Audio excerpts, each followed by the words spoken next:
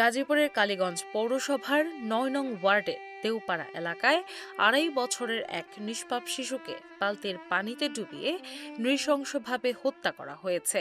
নিহত শিশুর নাম আয়েশা আক্তার। তার পরিবার ওই এলাকার আবু কালামের বাড়িতে ভাড়াটিয়া হিসেবে বসবাস করত। ঘটনার পর বাড়ির মালিকের মেয়ে ও স্থানীয় স্কুলের নবম শ্রেণীর ছাত্রী ইশরাত জাহান মিম নিজেই থানায় উপস্থিত হয়ে এই হত্যাকাণ্ডের দায় স্বীকার করে।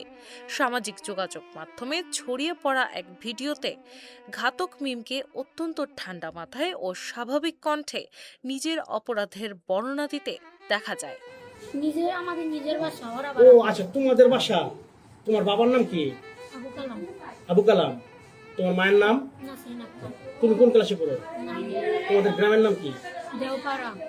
জিজ্ঞাসাবাদে মিম জানায়, নিহত শিশুর পরিবারের সাথে তাদের কোনো পূর্ব শত্রুতা বা ঝগড়া ছিল না।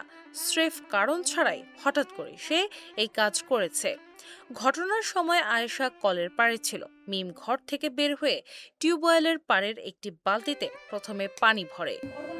কলের পাড়ের ভিতরে। কলের পাড়ের ভিতরে আসিল? তুমি কই আসিলা কলের পাড়ের ভিতরে? তুমি কই আসিলা? আমি ঘরে আসলাম। তুমি আসিলা কই? ঘরে আসলাম। তুমি আসিলা ঘরের ভিতরে। ও, পরে তুমি বাচ্চারা দেখছো কলের পাড়ে গেছে? পরে তুমি বাচ্চারা কি করছো?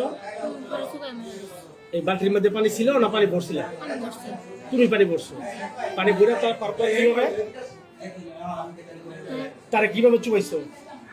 পায়ে ধরে আবার মাথা পানি দিয়ে দিছি। তার পায়ে ধরে পরে মাথা দিছো পানির ভিতরে, পরে মরে গেছে।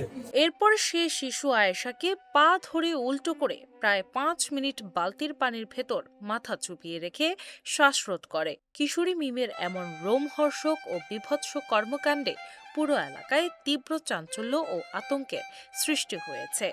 ঘটনাটির পেছনে অন্য কোনো রহস্য বা প্ররোচনা আছে কিনা তা খতিয়ে দেখছে পুলিশ। টিনা ইসলাম, বাংলা বাজার পত্রিকা।